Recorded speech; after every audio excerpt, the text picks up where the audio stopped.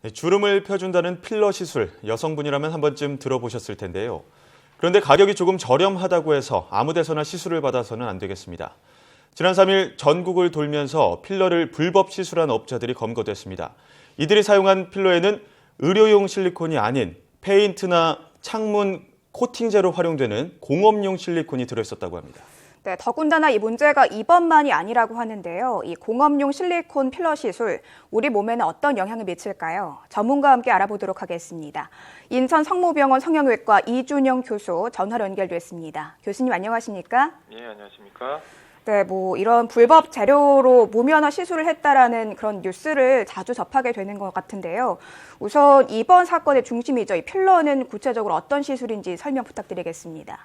예, 그 필러라는 것 자체가 뭔가를 채워주는 물질이라고 생각하시면 되겠습니다. 그래서 일반적으로는 저희가 이제 피부와 연조직의 외형을 바꿔줄 목적으로 하는 시술들이 보통 이제 필러 시술이라고 생각하시면 되겠습니다.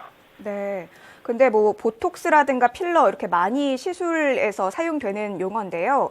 이 두 가지를 조금 혼동하는 사람들이 많은 것 같습니다. 보톡스와 필러, 이 차이점은 무엇이라고 볼 수 있을까요? 네, 주로 이제 미용적인 관점에서 많이들 생각을 하시게 되면 되겠습니다.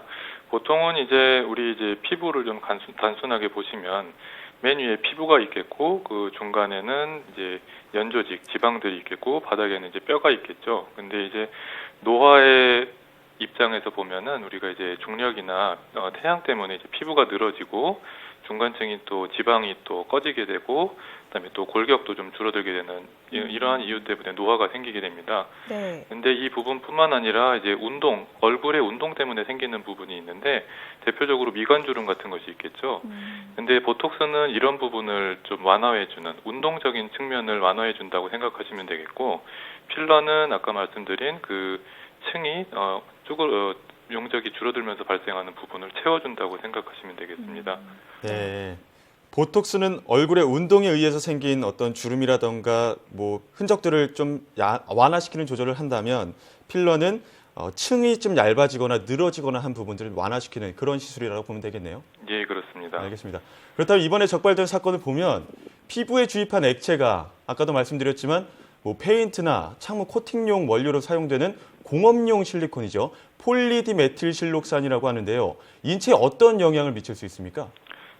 이 폴리디메틸실록산 같은 경우에는 이제 실리콘 중에 대표적인 것이지만은 좀 흐르는 성질이 있고 반응성이 적어서 일반적으로는 윤활유나 브레이크 오일 같은 데 많이 사용이 되고 있습니다. 그러다 보면은 이것이 이제 처음에 주입했던 데에서 벗어나서 다른 곳으로 가게 되는 문제도 있겠지만 가장 큰 문제는 이 공업용 실리콘은 의료용 실리콘과는 다르게 순도나 불순물 함유량이 많기 때문에 조직에 들어갔을 때 이물 반응을 유발하고 특히 소독이 되지 않았기 때문에 조직에 염증이나 감염을 유발하여서 심각한 합병증을 유발할 수가 있겠습니다.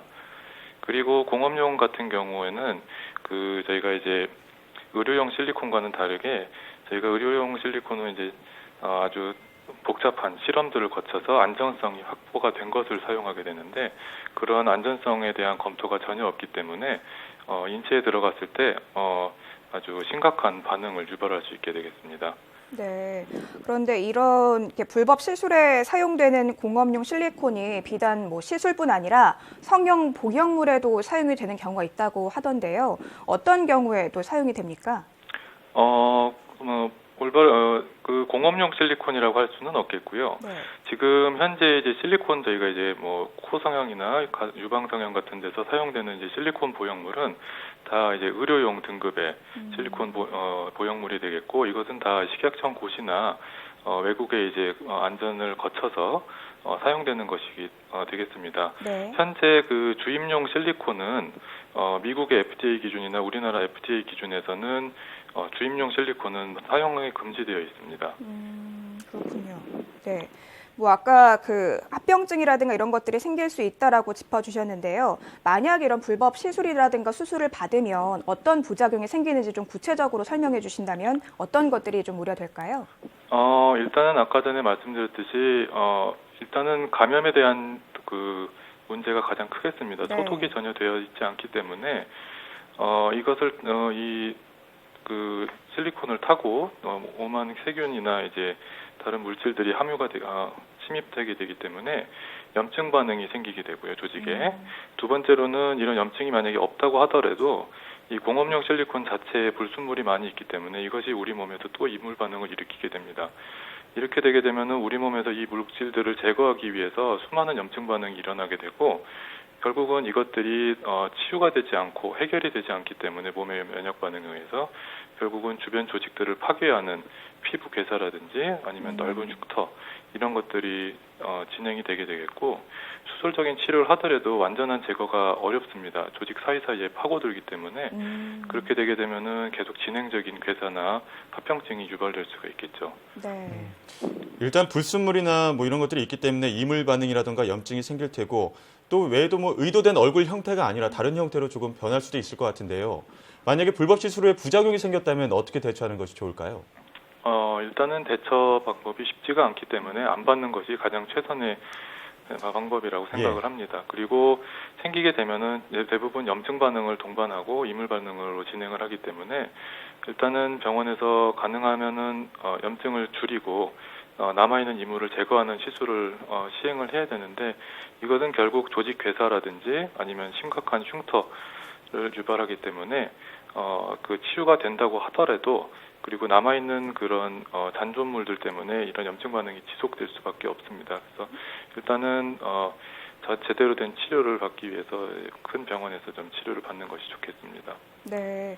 뭐 여러 가지 미리 이렇게 대처를 하기 전에 피하는 게 좋다라고 좀 설명해 주셨는데 문제는 이 불법 시술자가 의료용 실리콘을 쓰는지 아니면 이 공업용 실리콘을 쓰는지 환자 입장에서는 알 수 없다는 게 문제라고 생각하는데요. 아무래도 정말 말씀해 주신 것처럼 대형 병원에 가는 것 외에는 이 다른 것들은 피하는 게 유일한 해결책이라고 볼 수 있을까요?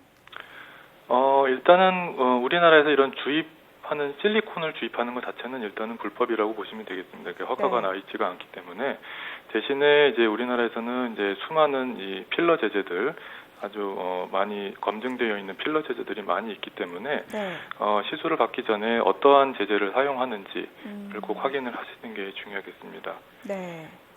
그것을 또 어떠한 재료를 활용하는지도 알고 가는 것도 중요할 것 같은데요. 성형 시술할 때 주의할 사항이 있다면 어떤 것들이 있을까요? 일단은 이제 전문가에게 시술을 받는 것이 중요하겠죠. 일단은 제대로 된 병원과 그다음에 전문 자격을 갖춘 의료인에게 시술을 받도록 하시고 그리고 무엇보다도 자신의 병력 그리고 알러지나 그다음에 비후성 반응이나 켈로이드가 생기는 체질은 아닌지 그다음에 자기가 현재 아스피린과 같은 이제 피가 잘 멈추지 않는 약물을 먹고 있는지 이런 거에 대한 것을 먼저 잘 의사와 상담을 하는 것이 중요하겠습니다. 네. 뭐 흔히 이 시술은 뿌띠 성형이라고 해서 아무래도 성형보다는 이게 부담이 조금 덜한 게 사실이거든요. 그렇다 보니까 조금 많은 분들이 시술을 받곤 하는데요. 마지막으로 좀 시청자 여러분, 환자일 수도 있겠고요. 이 성형이라든가 시술에 관심이 많은 여성분들께 당부하고 싶은 말씀 있으시다면 한 말씀 해주시죠.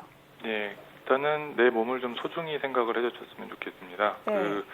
일단은 확실히 좀 검증받은 의료기관과 제품을 가지고 시술을 하시면 되겠고요. 그다음에 처음부터 너무 큰 기대를 하지 않고 만약에 필러 같은 것을 한다면 얼마나 시간이 지나면 다시 흡수가 되는 그런 단기간의 필러들이 있습니다. 그래서 그런 것을 먼저 시술을 받아보시고 그 이후에 이제 좀 더 오래가는 필러를 받으신다든지 이런 식으로 좀 안전하게 치료를 받으시는 것이 좋겠습니다. 네, 무엇보다 이 안전성이 제일 중요하니까요. 말씀해 주신 것처럼 검증받은 의료기관을 찾는 게 제일 중요할 것 같다는 생각이 듭니다. 네, 지금까지 인천 성모병원 성형외과 이준영 교수와 함께했습니다. 오늘 말씀 잘 들었습니다. 감사합니다. 네, 교수님 말씀하셨지만 내 몸을 소중히 아무리 간단한 시술이라고 하더라도 꼭 전문의의 상담을 받는 것이 가장 중요할 것 같습니다. 네, 아무래도 여성들은 아름다움에 대한 욕심이 굉장히 크잖아요. 이 욕심의 끝은 없지만 이 건강을 자칫하면 해칠 수 있다는 것 꼭 기억해두는 게 좋을 것 같습니다.